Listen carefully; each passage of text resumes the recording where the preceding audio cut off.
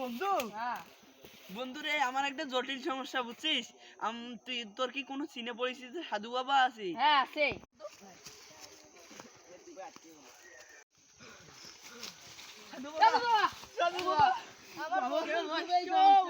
সাধু বাবা, আমার সন্তান হয় না। সাধু বাবা, সাধু বাবা, কোনো একটা তাবিজ দেন, কোনো কিছু করেন সাধু বাবা।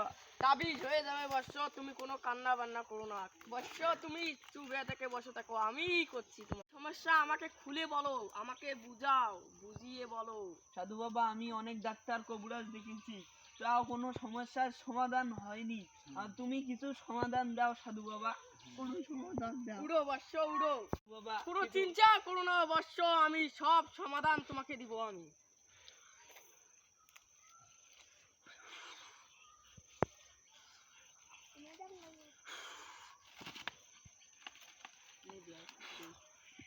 এই তাবিজটা নাও বর্ষ, তুমি এই তাবিজটা তোমাকে দিলাম, এই তাবিজটা তোমার সব সমাধান দূর করে দিবে। এই তাবিজটা তুমি 3 বেলা পানিতে চুবিয়ে পান করে খাবা, তোমার সমস্যার সমাধান হবে ইনশাআল্লাহ। প্রণাম সাধু বাবা, ভালো থাকো বর্ষ, ভালো থাকো, ভালো দোয়া থাকো, করে। দোয়া করিও বন্ধুর জন্য আমার। বর্ষ ভালো থাকো বন্ধু। বন্ধু তুই, আমি আজকে চলে যাই, অন্যদিন আসবো আরেকদিন।